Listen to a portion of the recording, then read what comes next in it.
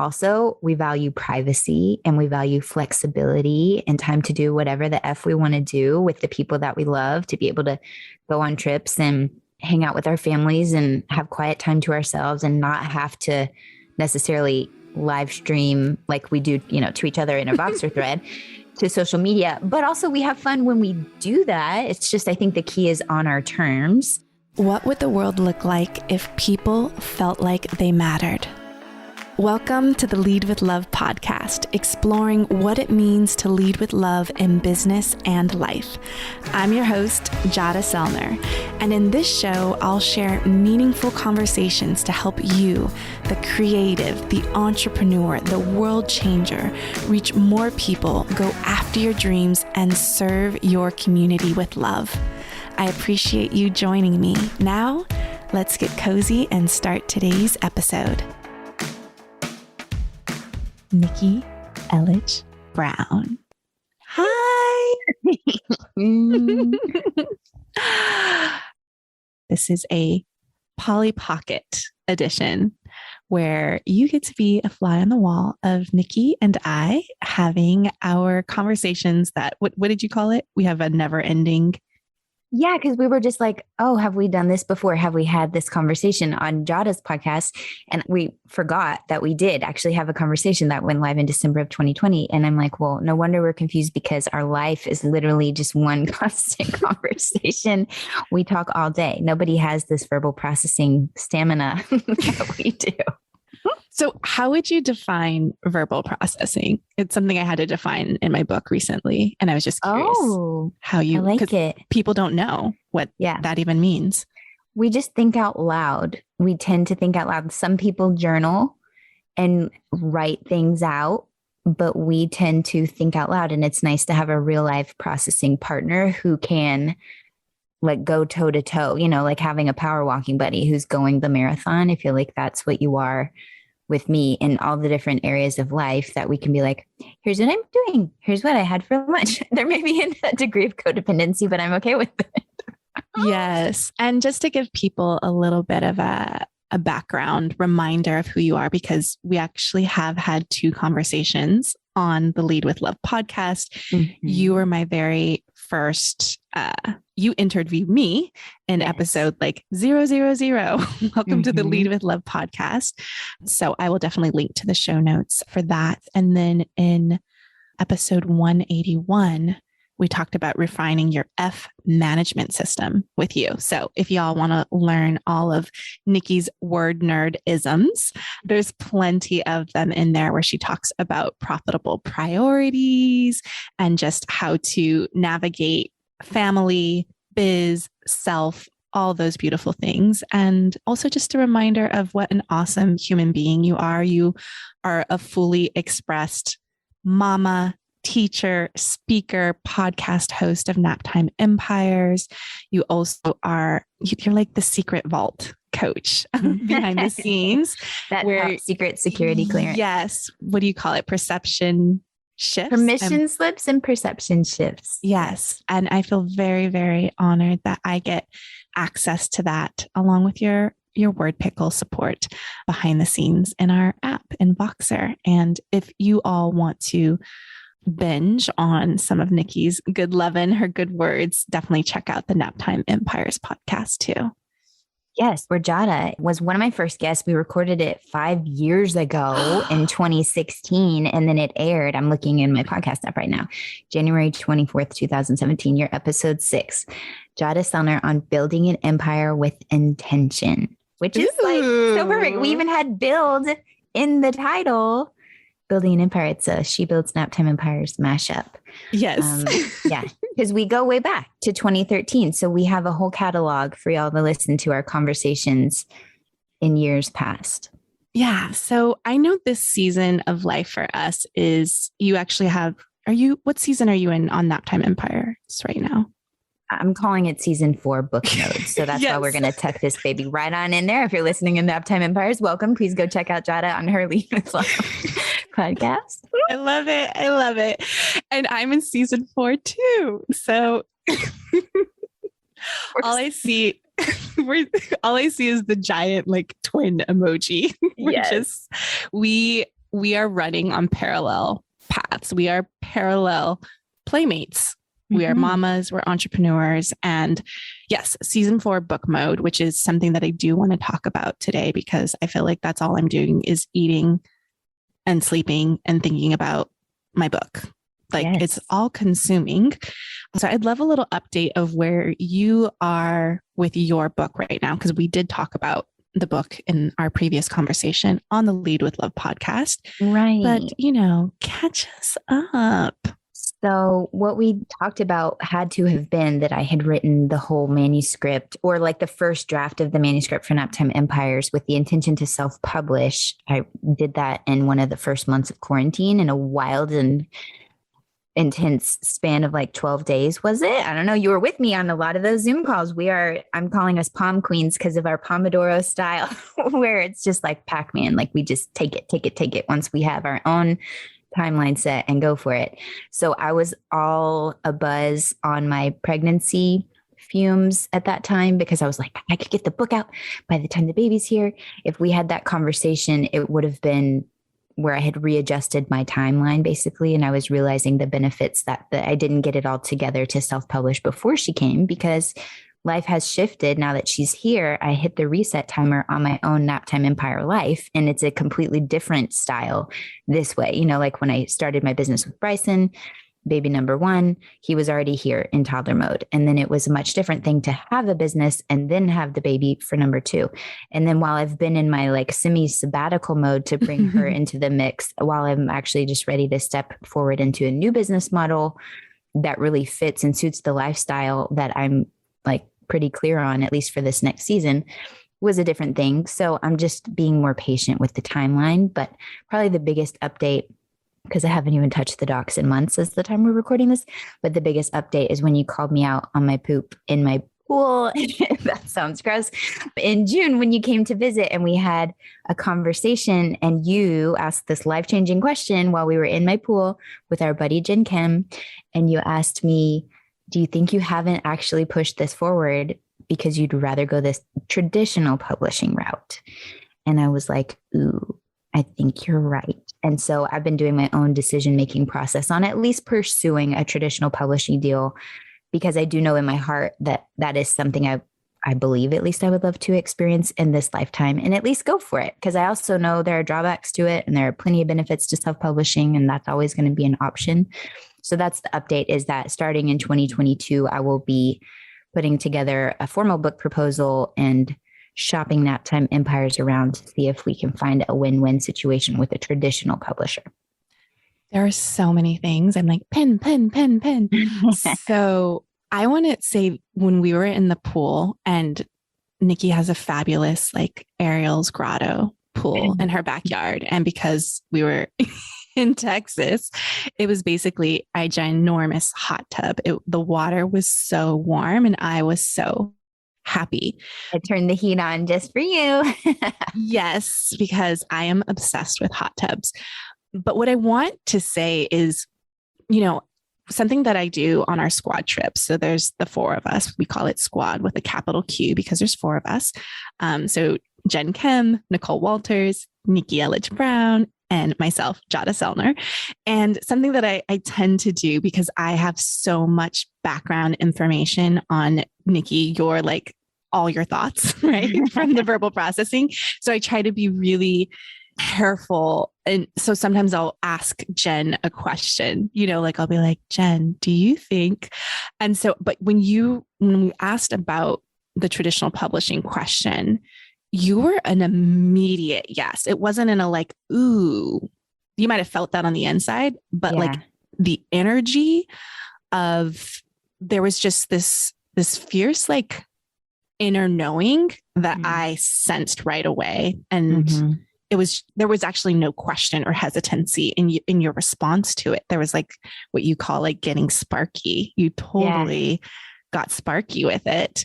And then there's obviously the fears and the hesitations that come with that, right? Of like, oh, is my platform big enough? Am I like all of those things?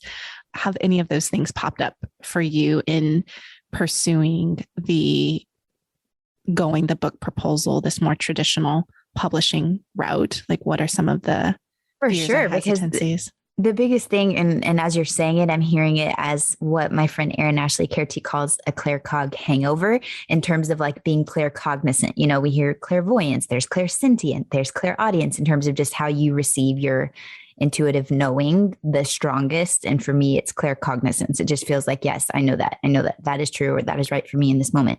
And then afterwards, you have what she calls a claircog hangover, which is when all these doubts swoop in and all of the fears and all of that. So I'm actually, since I'm on the other side of it, it's like, it was easy for me to forget. No, at the time it was just clear, like, yes, of course.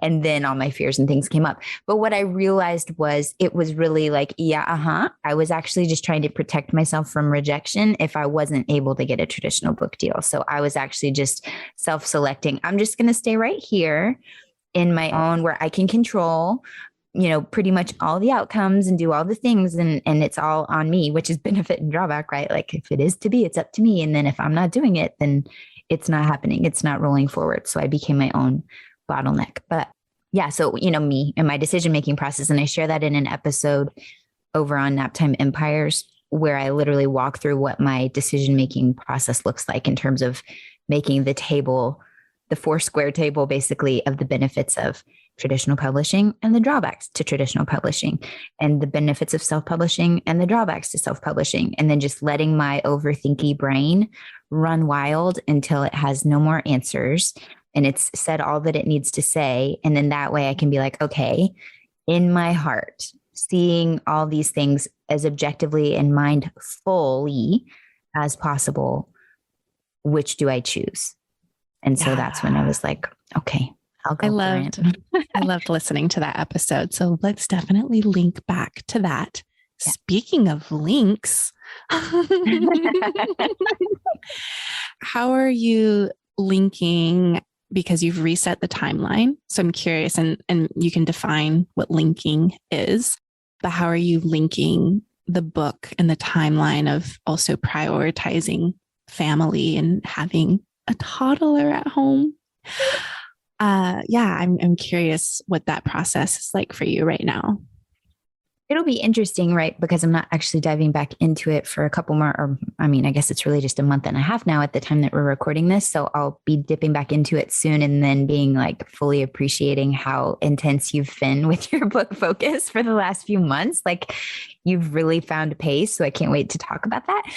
But for me, linking, and I haven't talked about this yet anywhere publicly, is a couple months ago, as you know, I noticed a little pink spot on my shoulder that I thought was unusual. And I went to the dermatologist just to have things checked out because I know in my head, they're like, if there's anything that you're not used to seeing, just come get it checked out. Anyway, it turned out to be a basal cell carcinoma. So is this, you know, the most superficial, lightest type of skin cancer or cancer that you can have, but it's still the C word. And that's enough to scare the crap out of you and just make you really think about like, wait, what's happening? What does this mean? Why is this happening? So I was using all of my tools to figure out and work through it and like, see, what does this mean to me? This might not seem connected, but I promise I'm getting there. To me, asking, why is this happening? Why this specific form of feedback in my body? Why here on my shoulder, on my right side of all sides? Like, why is this happening?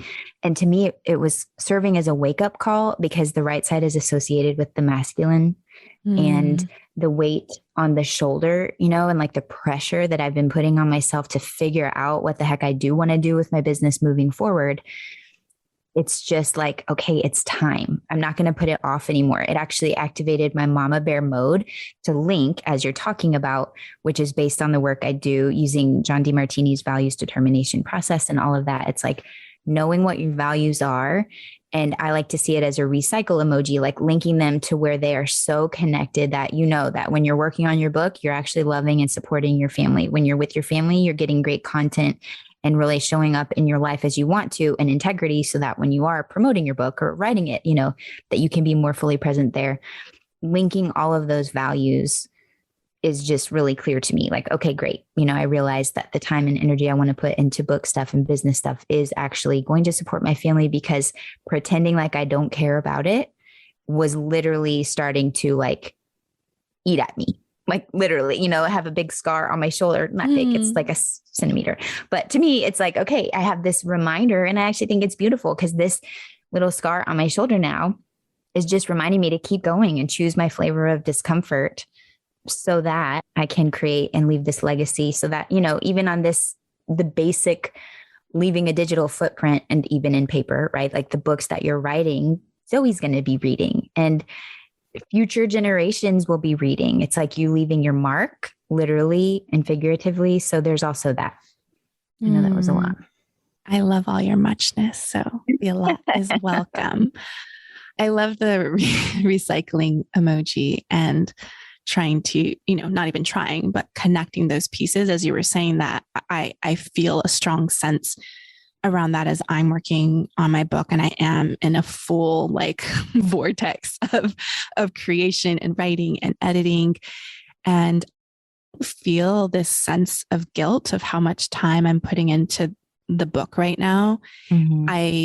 I feel really proud of myself, and I express that to George, my husband, my daughter Zoe, and I share with them, like, I finished chapter 10, and Zoe's like, that's so great. Like, I love modeling that I'm working on something that's bringing me a lot of joy, that it's allowing me to be creatively expressed and share my story. And, my daughter, she loves writing. She loves creative writing and reading fiction books and things like that. And so it just feels very cool to show her what's possible, that she could write down her words, and also what it takes, that it's not just like write a story down and then you're done, but how many revision processes, how many drafts there are, how many people. One thing that I always do when I pick up a book, I don't read a lot of books, but when I do, even if I don't finish them, I always read the acknowledgements page first. I don't know if you knew that about me.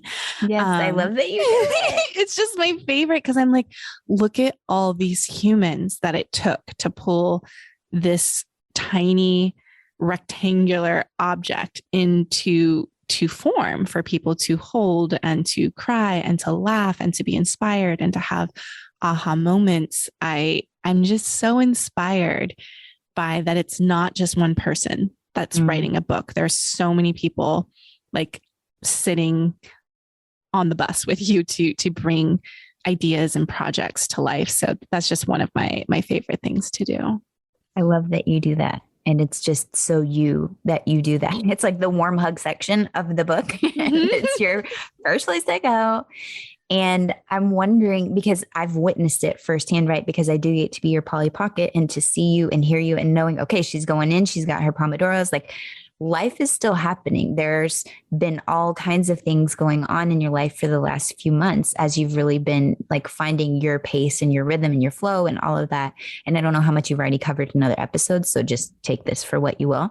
But what do you think has been most helpful to you in like locking in? Like, I'm not, kind of like the dog with a bone where it's like, no, I'm actually not letting go, where there have been times over the last few years where like a dabble here, a dabble there, which is more still where I am right now. But you're like, no, author pants mode is fully engaged, even if we're just waiting for cupcakes or coffee at Magnolia, last week, like I could get in, these 2 sentences or like these 2 sections, like you got your laptop with you everywhere.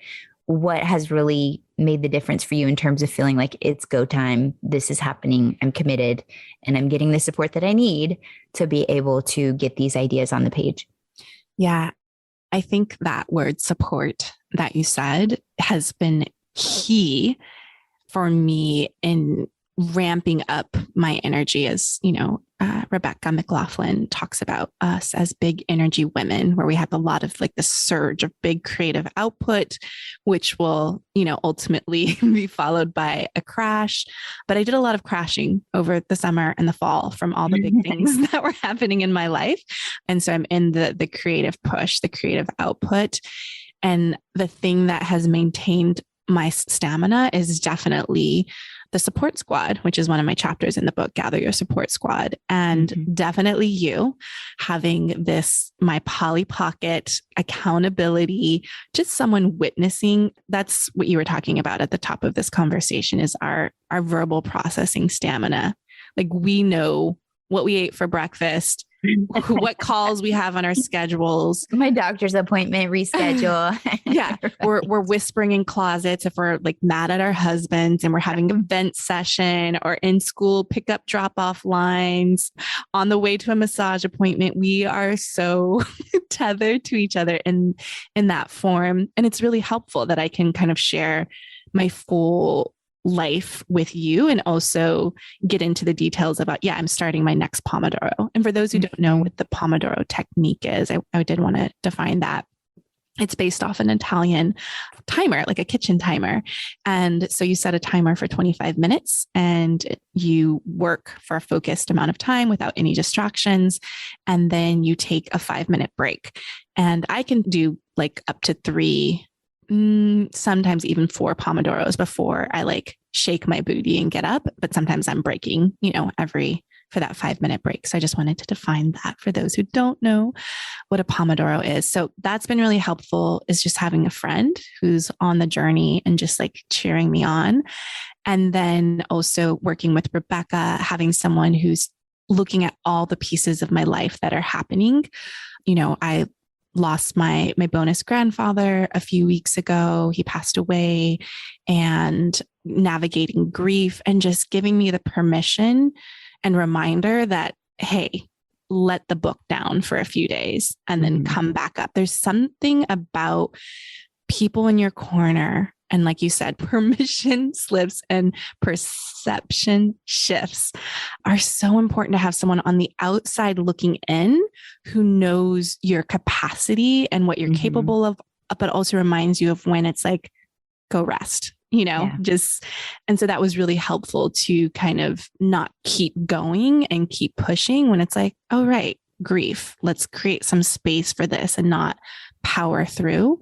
So that's been really helpful, is just having someone who can see me tending to all the pieces of my life, and also naming like any guilt that does come up, because I did several book writing retreats and there was guilt with that. So being able to name it, and then guilt around how you showed up to the retreat, or what you ended up getting out of it, maybe, or what was the guilt around with the book writing retreat? Oh, the guilt was leaving my family, leaving the house. And we have a 10-month-old puppy.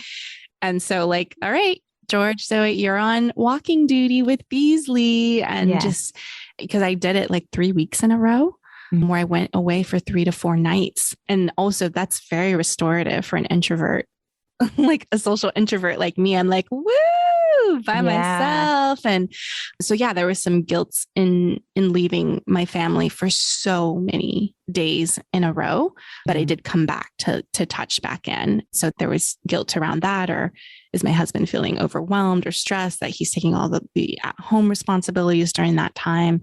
So just making sure to check in. And he's like, do what you got to do. So sometimes we make up these stories in our heads that people are feeling a certain way. And then I just went and shared how I was feeling and checking in. And he wasn't even feeling all the things that I had made up and built my guilt around. Right. Yeah. And it's nice and refreshing, especially after the year plus of quarantine time and everybody being together in the nest and all up in each other's faces and spaces. It's it's nice to give ourselves a chance to miss each other, and to have something like, oh, you don't know what I did today, so we have something new to talk about. Otherwise, you were right there the whole day. You saw everything. When I was telling y'all last week that Jeremy was like, we were talking about solo parenting or being the primary parent and la, la, la. I'm like, I did this for months and months at a time by myself, right? He's like, yeah, but you never leave, because he was gone on a submarine. For context, if you don't know, he used to be an active duty submarine guy. Now he's part-time. So he's in the reserves. So he's home a lot. I mean, most of the time, but so am I. So he's like, you never leave. So they were really excited, or he was really excited to get to run this ship his way, senior and chief daddy on deck, where they were in bed by 8, they were living their best lives. So to the point where last night, now that I'm home and we're bumbling and fumbling over each other, I'm like, can you just take the lead tonight? I just want to watch and see how this goes. I'm really considering stepping back, or at least trying to, instead of being the controlling parent, because I was solo for so many years. It was easy for me to take that role. But I'm like, oh, wait, but he's actually probably better at it than me now, at least for what we need at this point with 3 kiddos and stuff. So we'll see how that goes tonight. But it's nice to give them a chance to step up and see what they're capable of. And also taking off because you had to be mommy and daddy while he was undersea. So also coming back to that masculine energy and the weight on your shoulders of like, let me just take this off for a moment and hand it over to Chief Daddy, who's very handsome, muscles, handsome and capable. But it's also preparing him and the kids for you when it is time for you to go into book mode, super focused book mode. So since we were talking about, them getting a chance to miss you and also to take on those responsibilities at home, I would love to talk a little bit about our squad trips, because I think I've talked about them maybe once on an episode here many moons ago. But yeah, I would just love for us to kind of explore that conversation on our relationship with squad trips and what we've been able to create and build over these several years. Yeah, I was just in our iMessage thread yesterday reflecting on usually these trips. So we started our first SemiSquad trip, which Jada wasn't physically present for, was in June of 2018. So it was me, Nicole, and Jen in Hawaii. And then was it that fall that we met up together all for the first time? And that was in Sausalito. Is that right? Yeah. That. And then in 2019, which really it's strange that it's been only 3 years, but it's like we've seen each other so many times, obviously not in 2020, but even in 2021, we've done 2 trips and we did at least 3 or 4 in 2019. So it's just become this regular thing where it's like, you really have to be committed because for all of us, well, some of us more than others, travel takes a lot.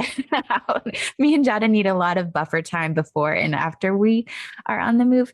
But it's like, that's a big commitment to be traveling and doing for all of us for various reasons, right? Like for me having little bitty humans, and then Jada with her book timelines and manuscript and, businessy things and all of that. But we always tend to walk away with a homework assignment, which is cool. Even if it's just kind of casually, you never know when it's going to come up. You never know what area of life it's going to be about, but we'll be having conversations throughout our few days together. And it's like very clear that's your homework.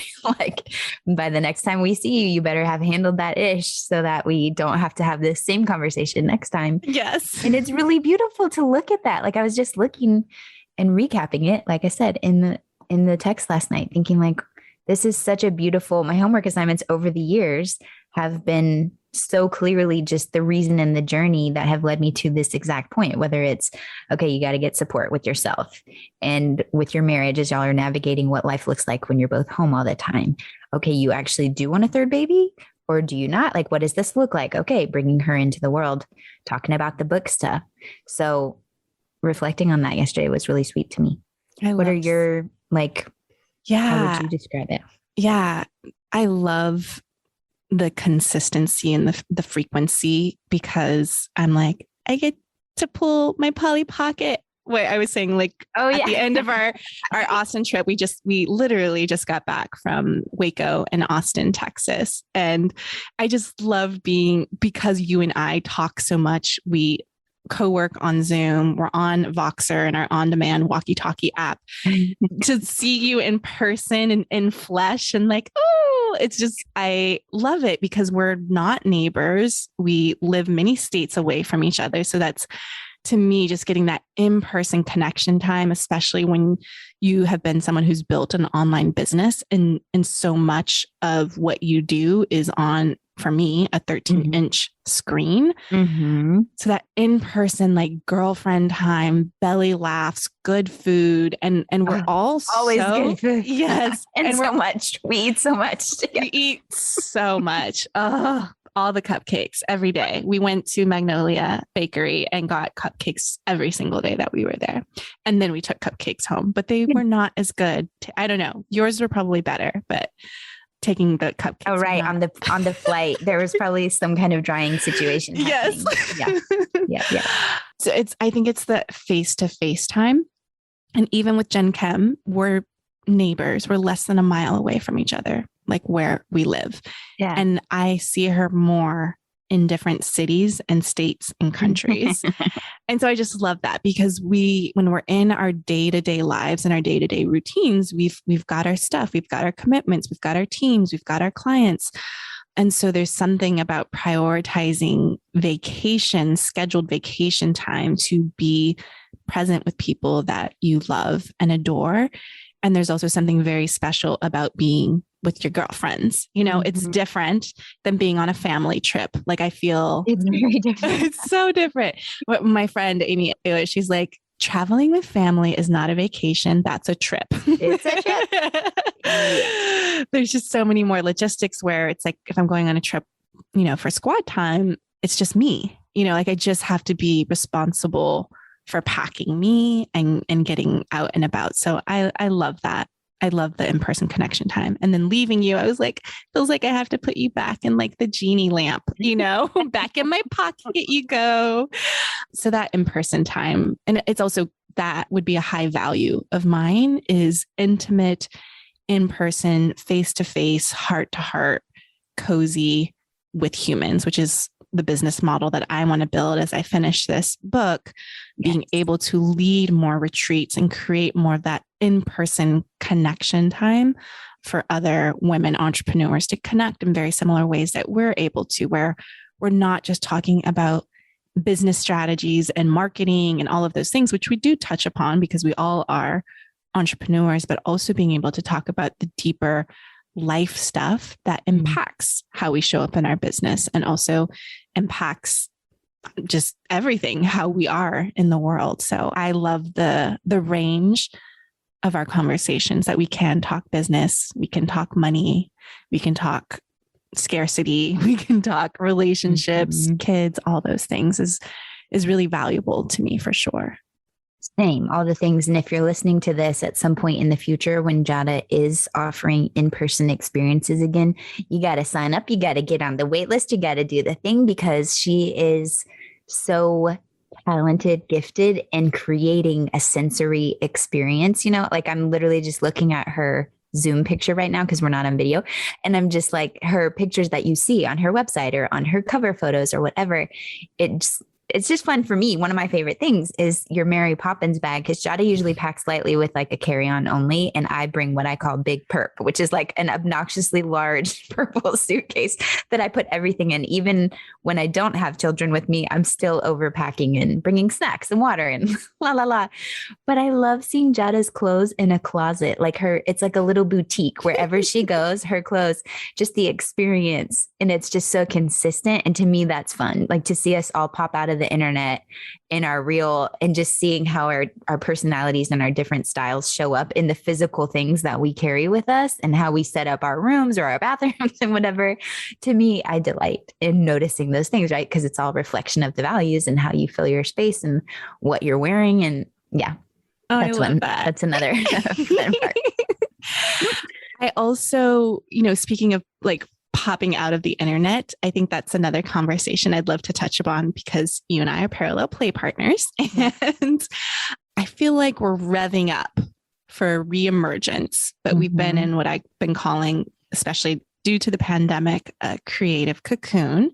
Yep. And I also feel like it's really important to acknowledge you and I both have experienced loss and grief and the trauma that creates, especially when you do prioritize family, but also, want to make a living and want to sustain the lifestyle that we have. Yeah. But I'd love to just explore a conversation around our conversations behind the scenes and our relationship with the internet, with social media, with visibility, because we do want to write books that people read. So I'm just go wherever you feel around this conversation of our relationship with online and also reemergence and visibility. I know that's really big and wide. Yeah. I mean, in Facebook relationship status terms, it's complicated because it's like we both know in our hearts, minds, bodies, and investments and business strategy that writing books and sharing our message with lots and lots of people, our experiences and distilling them, taking the essence out, like take this note, pass it along so that hopefully it will spark something valuable for other humans. We both know that that's part of who we were put here to be.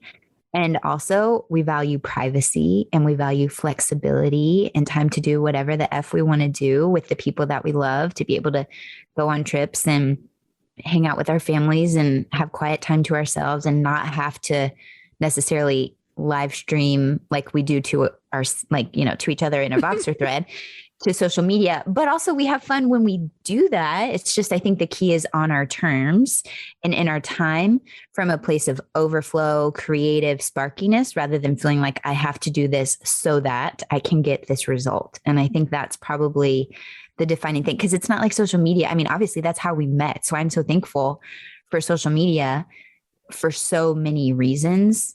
And also just really mindful in the last few years that my relationship with it has changed so much. Whereas at the beginning, I used to love, you know, sharing everything as it was happening, really, because it was just like blowing my mind how my business was growing and people were signing up to work with me. And, oh, this happened. Now I'm going to share this.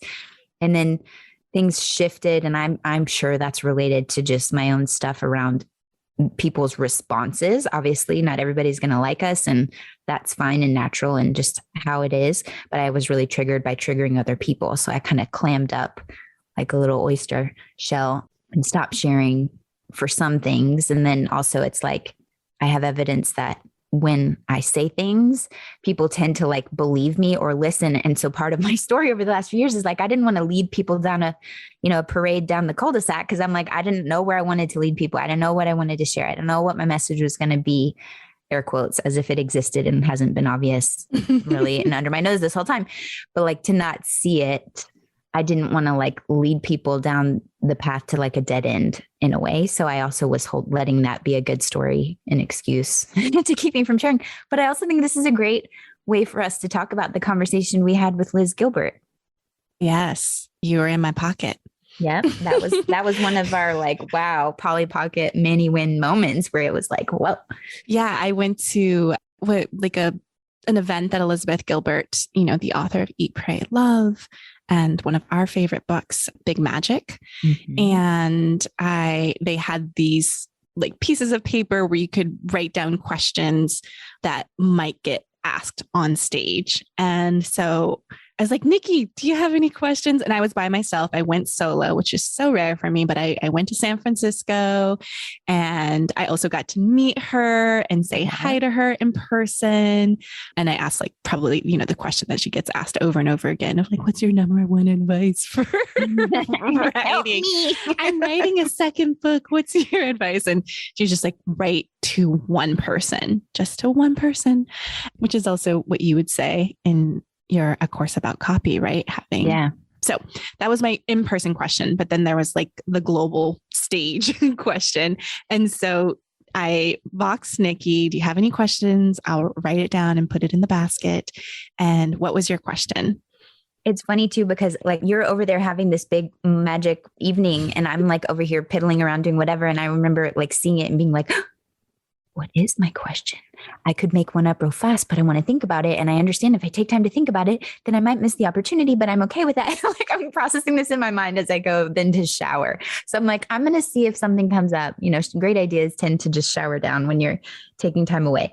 So the question I had was, what is your best advice for someone who's creating in the public eye? It was something around those lines, because to me, I'm like, oh my gosh, you know, my recovering teacher's pet, gold star, blah, blah, blah.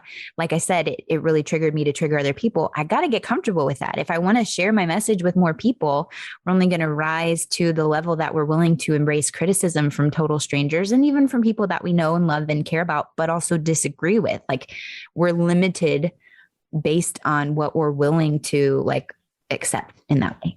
So that was my question. And Jada was already in her seat. Yes. Up in the top of the theater. I was in the top. Like this was a huge theater.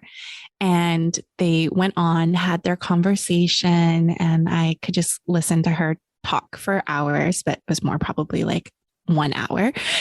and then they came to the Q&A, which was like towards the end. And so they only had time, I think, for 2 questions. And one of those 2 questions was Nikki's question. So she was there with me and she answered the question. Do you remember what her answer was? Yes. Well, the way that I remember it, let me know if this was totally not it, but the way that I interpreted what you told me that she said was, instead of saying like the public eye, consider it the human family. And so in my mind, I'm like, right, because I've been seeing it like, this is me at a panel interview in like a big empty warehouse where I'm coming up and presenting my creative work, because I had also been doodling a totally different book at the time. And so I'm like envisioning myself, here world, like here's the offering, do you approve or disapprove? And the way that just the phrase human family just made me realize like, we're literally all making this up as we go. I mean, sure, I do believe it's possible that we've been here in different lifetimes. Maybe they're parallel happening now. I don't know. My brain can't really process all of that. But like, we're creating this as we go. It's like when I told Bryson, my 10-year-old, at some point in the last year or two, I'm like, but I've never been a mom before. Like, I'm actually learning this as we go. Whereas it's like in his mind, of course, in his perception, it's like, I've always been a mom. I'm like, that wasn't the case. Like, you are the reason that I'm learning how to be a mom. Likewise, in the human family, we're all making this up. It's not like the authors who are authoring have been here before and they already know this. Like, they're also just figuring it out as we go. And so it's just about contributing to the conversation, which is one of my favorite aha moment perception shifts from Denise Duffield Thomas around like, be a contributor, not a guru. Just allow yourself to jump in, like the big collective human family game of double dutch, and just allow yourself to get in there and see what happens. What was your interpretation of what she said? Well, that you described it perfectly. You're an excellent, concise storyteller. Like, I'm like, yeah, that's it.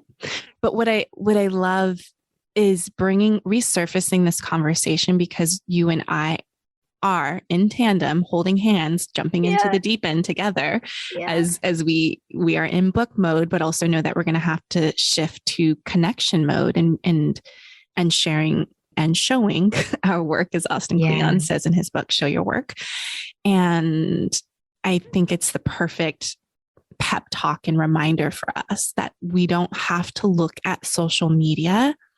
One, I think it's really confusing because they're calling it media, but, and that we don't have to look at it as a marketing tool and strategy, even though we know that is a benefit that can come from that lets people know that you exist, that you have a body of work to share, and they can opt in and learn more about what you're up to. So there is that, but to think of it of like, we are connecting with the human family, I think it's just so beautiful and so poetic and so Elizabeth Gilbert, right?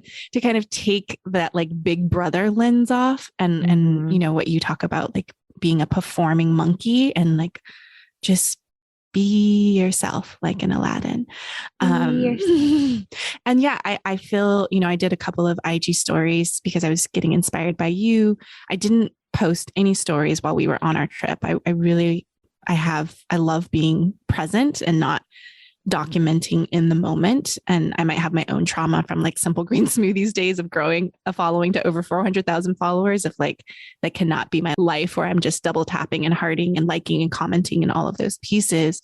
Yeah. But also you were working on your book, so it's like you were present with us and present with your book. And those were the 2 things that got to be on your docket, like lucky to be with you last week. But I was inspired by you because you were sharing, stories on Instagram. And I'm like, I just love seeing Nikki. Like, it's because I don't. And I love seeing you. Oh my gosh. We're going to need our therapy appointment to disentangle ourselves when we decide to. It's not time yet. It's not time. Yeah. And well, I think because we've been each other's personal, private social media feeds, I'm like, I share my whole life with you and Voxer, like photos, videos, like one woman IG stories. Yes, it's totally one viewer.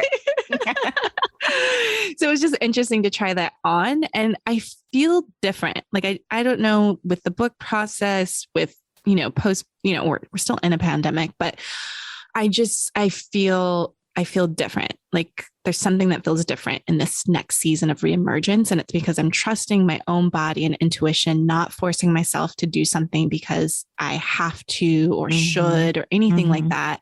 Just being in a true, authentic relationship with myself, on how I want to express and share and just play and experiment and not, I don't know, just not be so obsessed with metrics or conversions, or if you're the only person watching, that would be fine too, because that's it's already true. Like, I know I've got one true fan, Nikki Elledge Brown. That's right. And it's just a different place than the same. Like when you're talking about Simple Green Smoothies days, and for me, of course, about copy days, obviously Instagram stories weren't a thing, and I didn't have anywhere near an audience of 400,000 people or whatever. But like I said, I was sharing a lot more. And one of the terms that we've talked about behind the scenes a lot is inside out processing. Like, I just know that I'm okay with it. If there's something big, I am going to like talk to you and my inner circle first before I'm sharing it. And that's not to make it right or wrong. It's just my style in this season of life, probably forever, but maybe not. And so it's just like knowing and being aware, like it serves. And it's a beautiful thing for people who may not have the intimate inside out kind of connections that we have, to where their social media community is that place for them to share. And I'm like so grateful that that's an option for those people.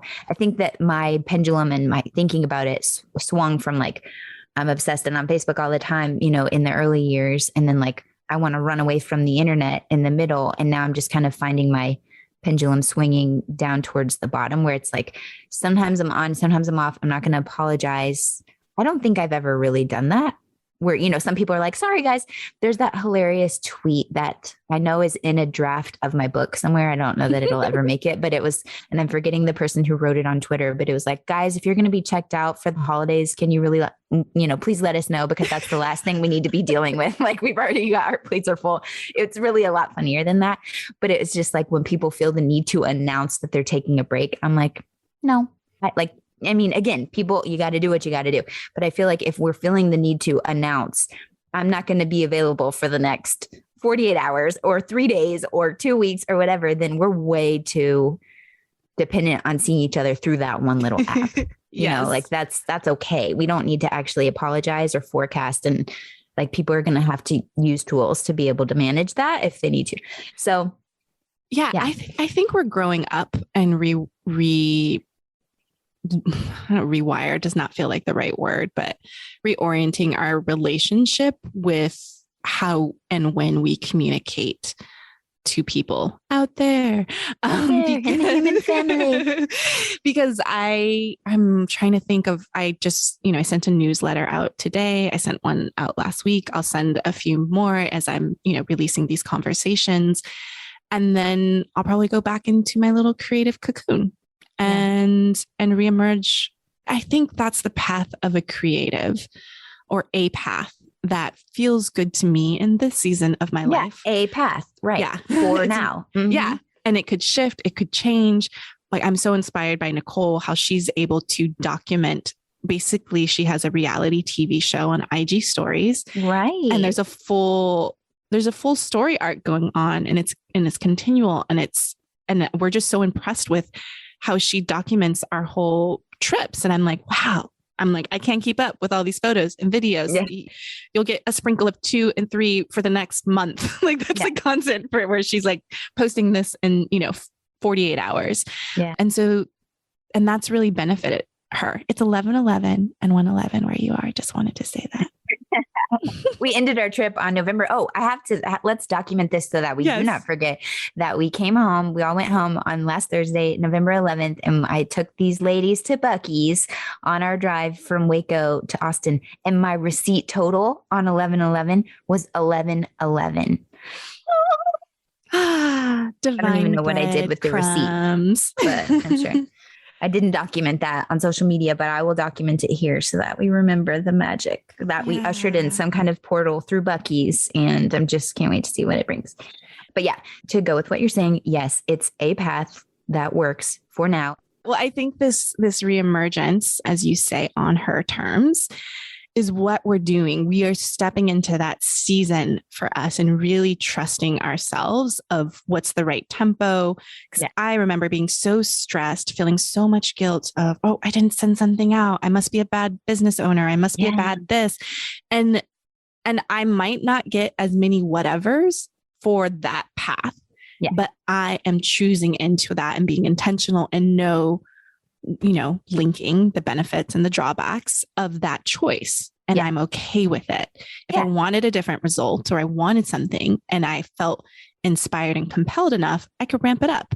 Yeah. And you probably will hear more from me, maybe in 2022. Yes, that's what it was. That's what I was going to say, is the little soapbox moment where we were like, okay, I'm so looking forward to and trust and expectation that we're coming around the mountain. And at some point there's going to be a get me to the mic moment where, and I know that's going to happen once the book is out and it's ready. You're like, oh my gosh, y'all, I did not put all this effort into this for nobody to hear about it. So it's like bang the drum, like get the drum roll ready, get the microphone stand, get me to that podcast, get me to that virtual stage or in-person stage or whatever it is. And so it's like, it's okay also for us to be in those stages and seasons at different times. It's just, for me, I was like, nah, I'm good here for a while, and still I'm like, okay, I'm not in a rush to get to the microphone, but I do have a feeling at certain points when you're at a certain point in the creative process where it's like you have the object, like this is the thing, this is the culmination, this is the resource. Kind of like when I created a course about copy, I'm like, look, this is the most effective, like efficient way for you to access the knowledge that I have been refining with all of these clients over all of this time. And it's all in one spot. And you can just feel this relief of like, go there. It's all here. It's there. Let me take a break over here with my towel on the brow and whatever. But it's like, it'll be so amazing to have it there in one spot. So it'll be fun when that's happening. Also knowing that like the anticipation of that season is also half the fun too, to know that it's coming. But right now it's like, you're really earning it. So it's going to feel that much more satisfying when you do get to that point where you're like, yep, I got my book. Swipe up. Yes.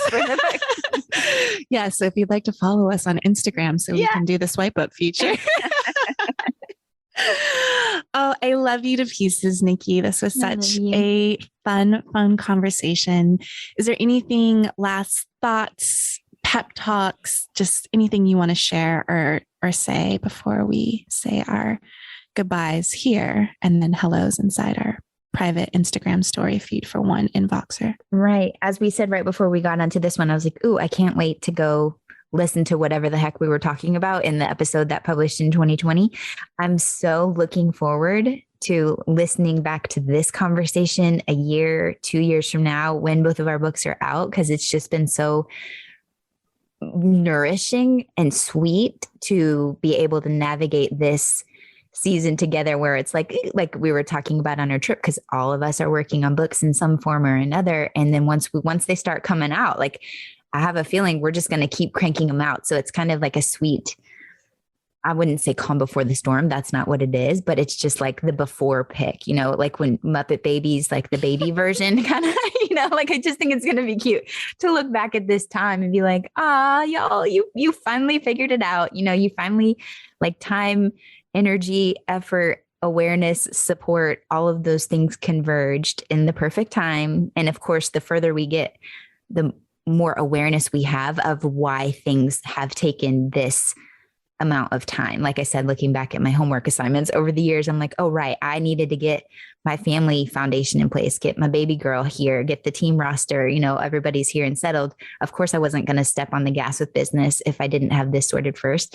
So it's just going to be so beautiful to listen back to this conversation. I'm so thankful to have you as a friend, a Polly Pocket, like a soulmate in this lifetime, and also to have a front row seat to you bringing this book to the world, because it is so powerful for you to put all of this in one spot. It's going to be, again, whenever you're listening to this, if there's a link to pre-order or purchase or whatever, I promise it's going to be worth it to you, because Jada has so many amazing stories. Her clients have so many inspiring stories, and the way that she leads, I mean, you can tell obviously, or you wouldn't be listening to this podcast, but her inspiration cooties are one of a kind. Oh, Nikki, I love it. And I see us so much closer to the big vision that we've set over the last couple of years of, just on this last trip, we talked about, we're going to do like a 3-year squad book tour. Never ending. Yes. And this is the tour that never ends. Yeah. And it goes on and on, my friend. So I And I just remember when I was at the Elizabeth Gilbert, her sharing that we're like, that'll be us one day where we can just be friends on a stage, talking about our books, sharing our stories, leading book writing retreats. Like it just feels like it's so close. Yeah. And yet we are really good at making our timelines feel expansive so that we don't burn out and feel overwhelmed and exhausted in the process. And I think you and I are really great models of that, of just doing things on our own timeline and trusting the process. And I'm just so thankful to be in your corner. And I get the inspiration cooties from you and all the word nerd isms like author pants. It's just been so much fun. So please tune in to Nikki and all the places, NikkiElledgeBrown.com. And of course, we'll link to show notes in all the respective places. And I just want to squeeze you and love you. I can't wait till 2022. Same. Thank you so much for your heart and attention and listening to Lead with Love. You can always get the links and resources mentioned in each episode over at leadwithlovepodcast.com so that you can build a sustainable business and live a creative life on your terms. If this message, Leading with Love, resonates with you and you want to take a stand for remembering that there are humans with beating hearts behind the numbers, I would love for you to subscribe so you never miss an episode and leave an honest review. It would mean the world to me, and it also helps more people spread more love in the world, which we really, really need. I also love hearing from you. So as you're listening, take a screenshot, share your favorite takeaway, and tag me on Instagram and Facebook at Jada Selner. I really appreciate you, and I'll talk to you soon. Bye.